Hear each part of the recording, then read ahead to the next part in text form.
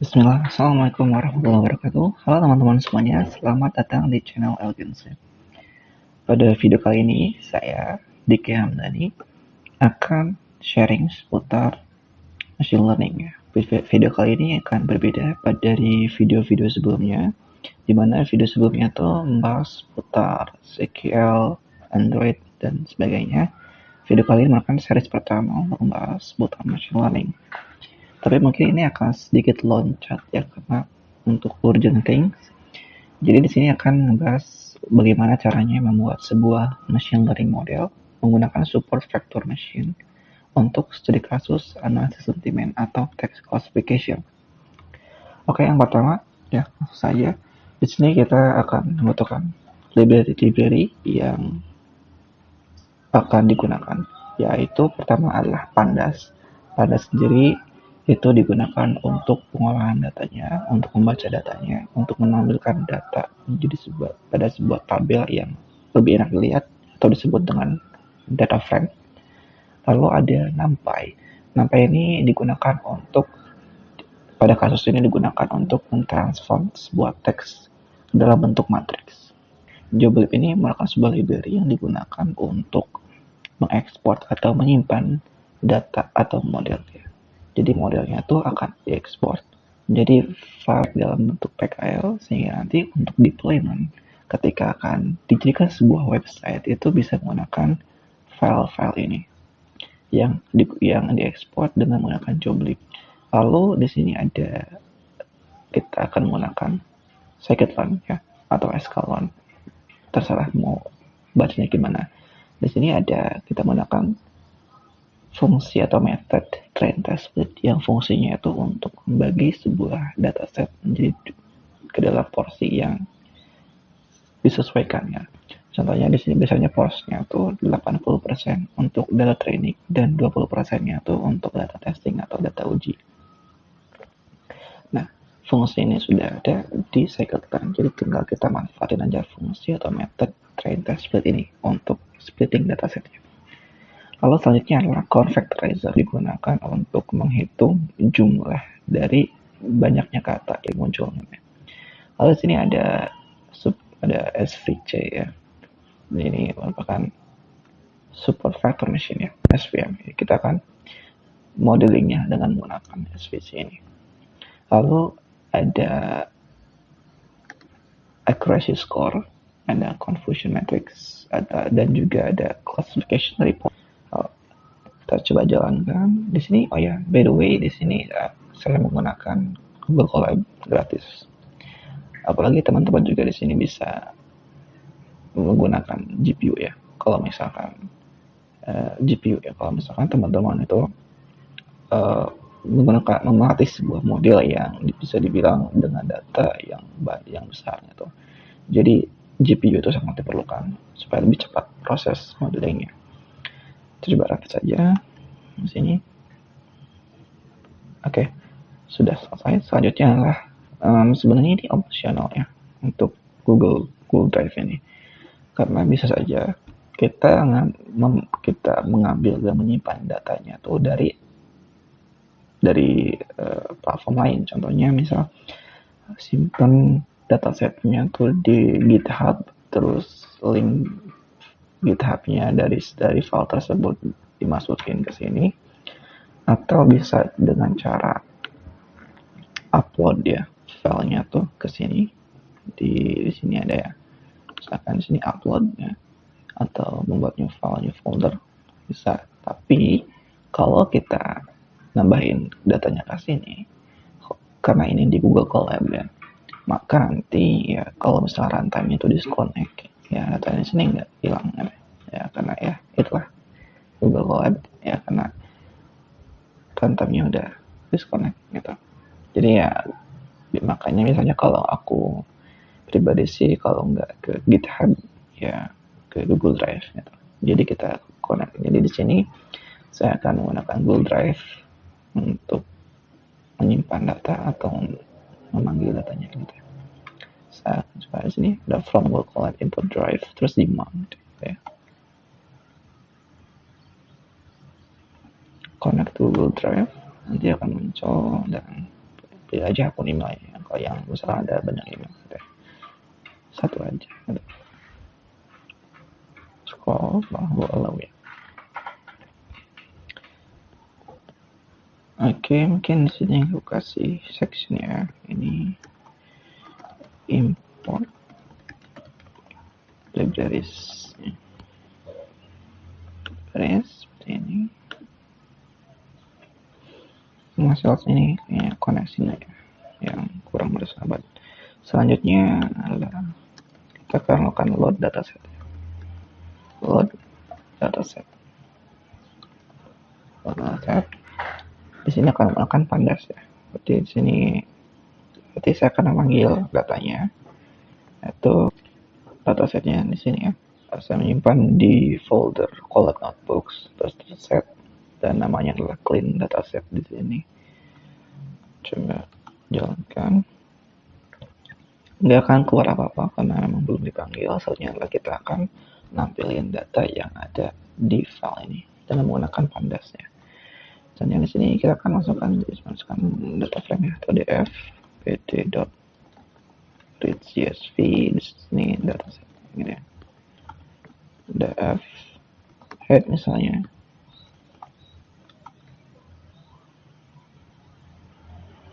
Hasilnya akan seperti ini. Misalkan pengen nampilin data akhirnya juga, nah, df tail ya, ada seperti ini. Terus pengen dapat informasinya tadi ya, df.info ya. Seperti ini. Nah selanjutnya ini kan ada tiga ya, ada tiga kolom, ada username, content, dan postingan. Ya untuk kasus sentiment analysis itu kita nggak perlu semua kolom ini. Jadi yang kita butuhin yang paling penting adalah konten si teks yang akan kita analisis, lalu sentimen ini atau label sebagai labelnya gitu ya. Apakah dia netral, positif, atau dia negatif. Maka di sini saya akan mencoba untuk drop ya, untuk menghapus atau menghilangkan kolom misalnya ini. Caranya saya bikin section lagi, drop unnecessary column gitu ya. Oke, kita akan lakukan di sini tdf ya.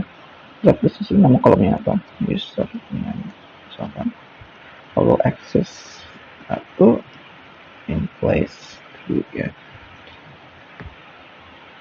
Gini aja, lalu kita coba lihat datanya lagi. Dan ya, kolom misalnya sudah gak ada, udah dihilangkan. Cukup berdua saja, konten dan sentimen. Oke, selanjutnya kita akan coba lihat informasinya ya. Let's make sure ya. Ada info. Oke. Sudah ada 2 kolom. Nah, di sini ingin ya, seringnya kita akan memastikan data ya, tipe datanya. Di sini bikin section atau make sure data type. Oke. Di sini kita akan ya, mungkin ini udah benar objek ya, tapi ini kita akan coba memastikan supaya data-data ini tuh berupa string, objek string gitu ya. Nanti di sini df content sama dengan df content as type di sini str string objek sama yang lainnya juga. Di sini untuk sentimen nah, seperti ini kita df info.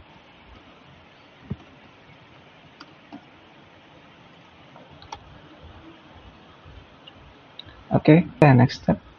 Oh ya, data ini udah clean. Jadi ya asumsikan teman-teman semua itu punya data yang udah clean. Jadi ya, tinggal tahap modelingnya aja. Gitu. Selanjutnya adalah kita akan membagi ya dataset. Split dataset. Jadi tahap selanjutnya adalah untuk membagi dataset ya. Porsinya 20%. Maksudnya 80% untuk data training dan 20% untuk data testing. Caranya gimana? Caranya ya tadi dengan menggunakan metode train test split dari scikit-learn. Oke, caranya di sini ada train ya. Lalu ada y-train, lalu ada x-test dan y-test. Ini sama dengan di sini kita menggunakan train test split ya. Parameternya apa aja? Jadi parameternya di sini ada yang pertama adalah si teksnya, data teksnya, berarti df konten. Jangan lupa isinya ya, isi si konten, berarti values. Gitu. Di sini biar lebih jelas, ini aja. Oke, senyala df sentiment. Values enggak, ini untuk labelnya. Selanjutnya test size ya, ukurannya, porsi untuk tesnya berapa? Misalkan 2%, berarti 0,2. Ini. Oke. Terus bisa juga disetting random state-nya atau apa yang bisa saja. Di sini saya nggak akan pakai random state. Kita ada error di sini deh, typo ya, sentiment. Error itu wajar ya teman-teman. Oke, selanjutnya kita akan coba mastiin atau melihat data dari trend dan juga testing ya. Kita pengen lihat jumlah dari jumlah data train adalah kayaknya dah jumlah x train ya, x train adalah di sini kita panggil ya length ya, x train. Jadi ini x testnya seperti ini ya. Coba kopas saja di sini y, ini y, ini y dan ini y. Sekarang kita bisa lihat di sini ya, ada jumlah x train adalah 29.000 ya, 29.500 lebih, dan untuk data case-nya itu ini ya tesnya, ini x train itu. Nah, jadi jumlah data trainnya itu ada 29.000 dan data testingnya itu ada 7.300 ya. Gitu. Oke, kita udah split atau membagi datasetnya menjadi 80% untuk data training dan 20%-nya untuk data testing. Maka tahap selanjutnya adalah mungkin akan coba ya, kita print dulu tuh si train ya. Nah, di sini ada berupa array object ya. Jadi dari hasil split datasetnya itu berupa array object. Nah, itulah tadi kenapa kita import numpy gitu ya. Kita import numpy karena nanti formatnya itu untuk input ya. Input teksnya itu berupa numpy array object. Kita coba tes ya yang x-test. Nah, x-test ada netral, ada negatif, apa itu. Lalu y-train ya. Ini sangat bermanfaat dan sebagainya. Ini masih berupa array object. Jadi kita akan menggunakan factorizer. Count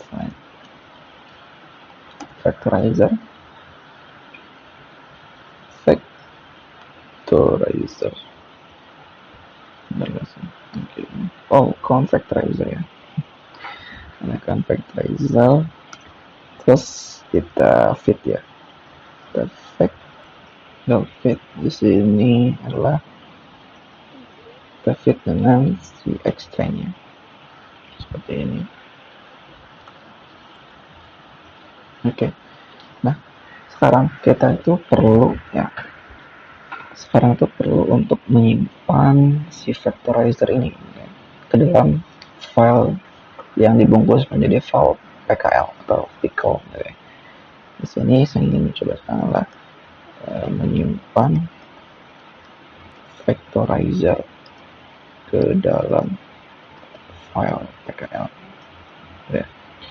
Jadi kenapa sih harus disimpan? Karena nanti ketika kita akan deploy modelnya, kita kan nggak mungkin untuk deployment itu kita menggunakan semua kode-kode di atas, nggak mungkin. Jadi cukup kita save ya, sampai tahap ini kita save.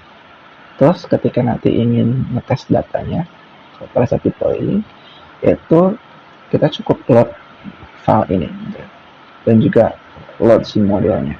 Jadi kita nggak perlu modding ulang lagi, kita cukup beberapa kode aja gitu.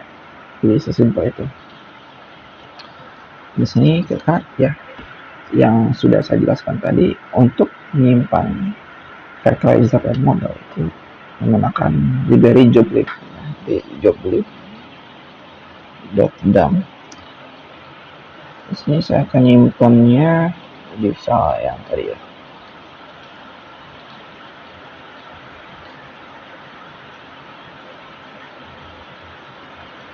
Oke, berarti ini vectorizer panjangan di sini. Di sini oke. Namanya adalah namanya adalah vectorizer 1 misalnya .pkl dan damnya tuh, nah di sini ada parameter yang harus diisi, yaitu pertama adalah objek dari vectorizer-nya, berarti fact ya di sini. Lalu yang kedua adalah path-nya atau nama filenya. Di sini kan nama file itu dimasukkan ke variabel ini ya, fact. Ya. Lalu sekarang tinggal di code seperti ini. Oke, udah berhasil. Maka selanjutnya kita akan mencoba mentransform data mentransform objek array ini ya. Dari data kita latih dan data uji atau training ya, kita akan mentransform ya data training dan juga data testing. Akses selanjutnya kita akan mentransform data train dan juga data testing. Jadi di sini data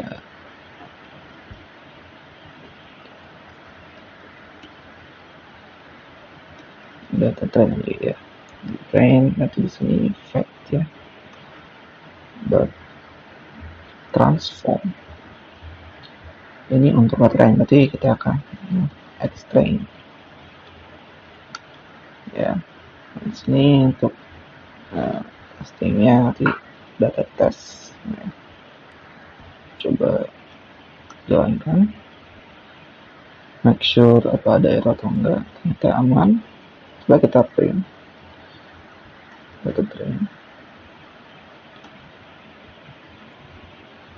hasilnya menjadi sebuah matrix berupa integer gitu. Kalau misalkan di print gimana hasilnya? Nah hasilnya seperti ini ya, itu dari data train. Sama juga untuk data testing, data test akan berupa matriks ya. Oke. Dan lalu panjangnya aku coba clean aja. Oke. Next step adalah yang ditunggu-tunggu nih, modelingnya. Ya, akan menggunakan superfactor machine. Ya. Ini data modeling. Ya. Data modeling di sini. Yang pertama, di sini akan menggunakan misalkan di sini SVM model atau ya model aja deh. Berarti kita kan udah import kan SVC dari scikit-learn ya, SVC ini ya. Nah artinya tinggal dipanggil aja nih SVC. Di sini ada kernelnya tuh linear state ya. Sekarang sini aku kasih 10. Kita akan train ya model fit-nya tuh dengan apa? Dengan data yang udah ditransform dan ya, berarti sini data train train itu silakan. Oke, kalau sudah seperti itu kita coba run. Oops, ada error.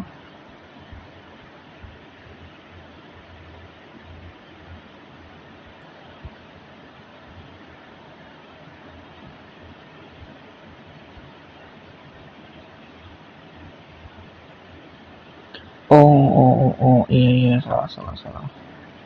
Dan pada saat split datanya tadi ada kesalahan ya. Ini harusnya test ini. Harusnya test ya. Test ini train. Sorry, ini ada kesalahan. Ya, nice. Oh my god.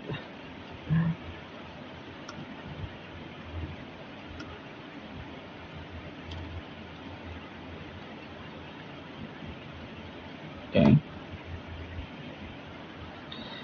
Kita run ulang lagi ya. Run ulang lagi di sini. Oke. Ekstranya train. Oke, udah.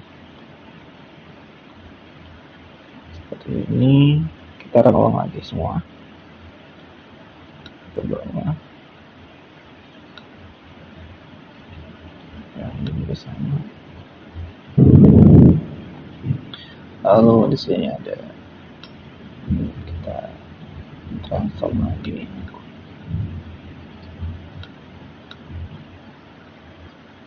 Oke, sama. Ya selanjutnya, karena tadi error ini ya, karena harusnya sama gitu. Ini ada 29.000 dan ini ada 7.000, berarti tadi ada salah penempatan. Ternyata benar gitu di pada saat splitting datasetnya. Ya lagi error itu normal. Dan sekarang pasti ini akan ya lumayan lama karena ini lagi nge-training datanya. Oke, training sudah selesai ya. Sekarang kita akan ngepredik ya dengan data testnya. Kita akan menguji dengan data testnya. Di sini prediction dengan model predict xtest gitu ya teman-teman. Sorry maksudnya ini untuk data test yang udah ditransform tadi gitu. Lalu prediction hasilnya kira-kira gimana?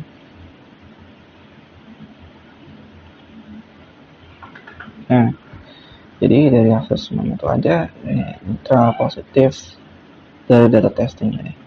Oke, selanjutnya kita pengen coba lihat akurasinya dengan menggunakan method ya dari scikit-learn tadi, yaitu akurasi score. Yang ini akurasi score, copy aja gitu ya. Dengan label dari data test dengan si prediction ini. Kita lihat akurasinya 97%, luar biasa. Dengan simple model seperti ini, kita udah bisa dapetin akurasi modelnya tuh 97% ya, almost perfect. Gampang kan gitu ya. Soalnya ya kita pengen lihat report yang lebih detail gitu ya. Ada di sini namanya confusion matrix. Sama ya. Sama untuk ini ya. Masih sama seperti ini.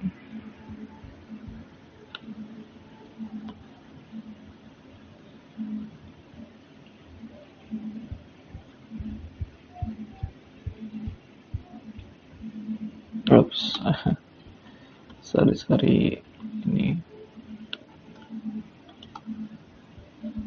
Oke, ini dapat nih. Terus pengen kita report skornya nih untuk classification report.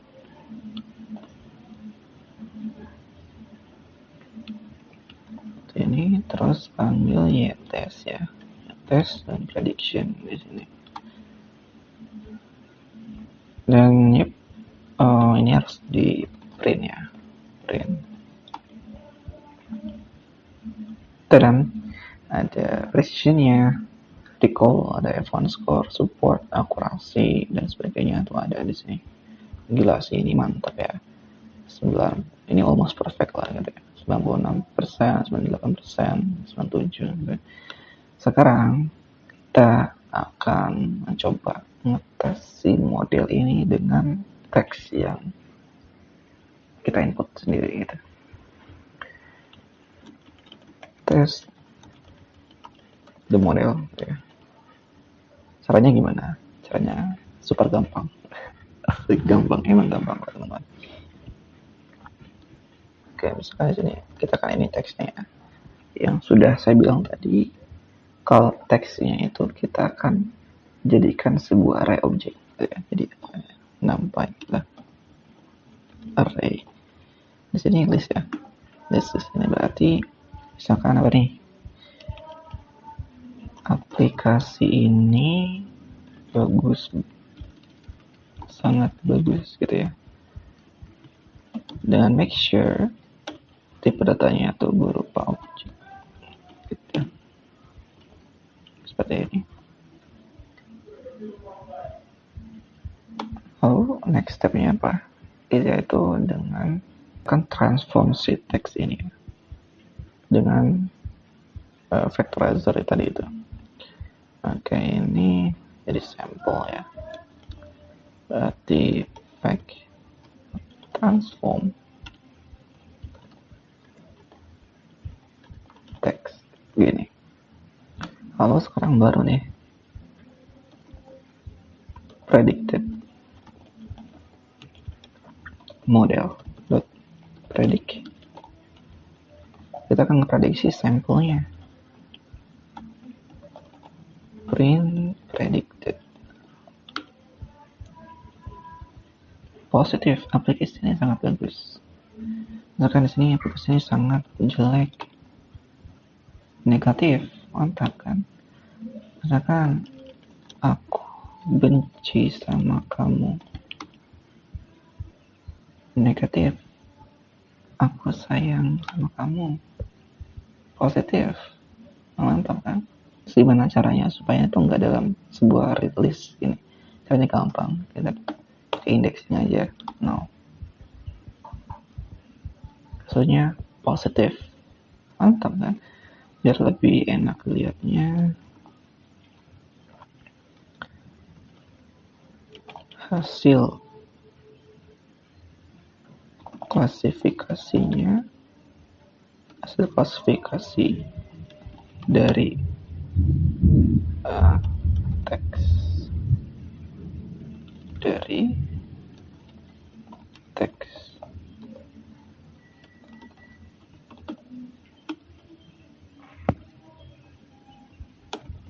adalah baca. Oke. Hasil klasifikasi dari teks aku sayang kamu. Oke, mungkin ini aku pakai ini aja.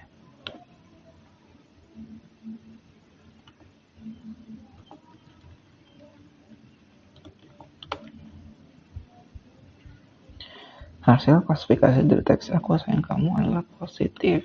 Oke, mantap. Selanjutnya adalah kita akan save modelnya. Berarti save and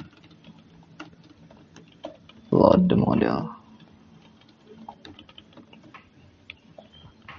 Cara save-nya sama ya, kayak yang ini nih. Kita copy saja nih. Ini, tapi ini kita ya kan SVM model gitu.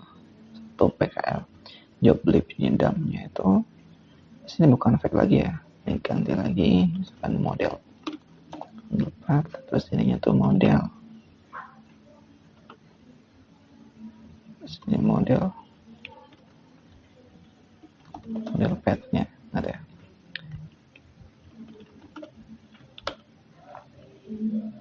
Oke, berhasil. Selanjutnya kita akan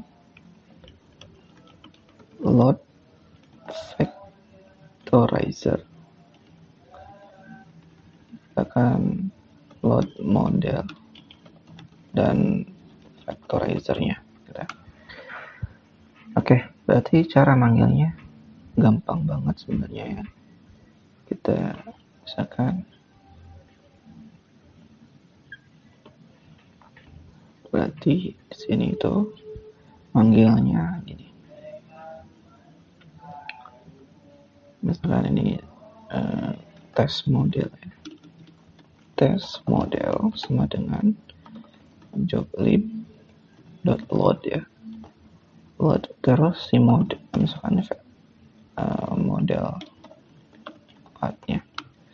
Terus ini test fact ya. Joblib.load fact path gini. Selanjutnya kita definisikan dulu si teksnya sama ini ya, sama sampel teks biar kita langsungin aja berarti test fact ya ini dot transform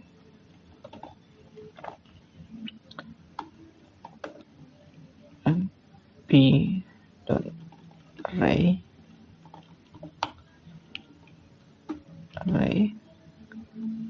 misalkan di sini aku sayang kamu mas ya. Terus di sini dengan the type-nya object gitu ya,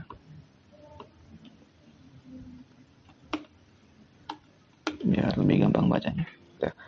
Oke, selanjutnya kita akan predict gitu ya, predicted result ya gitu. Resultnya sebenarnya nih kayak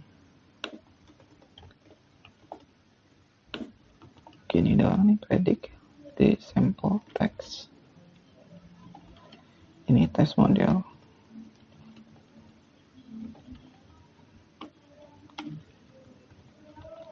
Test model tinggal gini. Print lagi nih.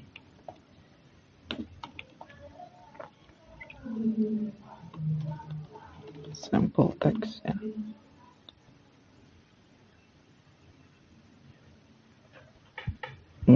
Enaknya emang dipecah sih. Pecah gini.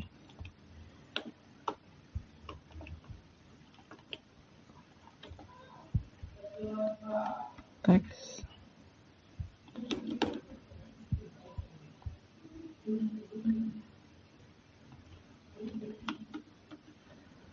Terus ini teks lagi. Oke. Print di sini nanti teks ya, dan di sini result gitu. Dan kita coba.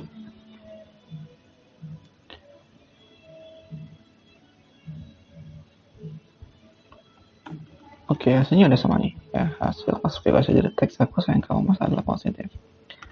Aku benci sama dia. Aku sama dia negatif. Oke, gitu doang. Jadi nanti untuk deployment dijadikan sebuah website tuh tinggal gini doang nih. Manggil si filenya, di load si file model sama vectorizernya, terus ditransform, terus prediksi. Udah gitu doang. Gimana, simpel kan? Iya, gampang kok. Oke, mungkin untuk video ini akan cukup sampai di sini saja. Mungkin saya akan coba buat video yang lainnya, entah itu image classification atau yang lainnya.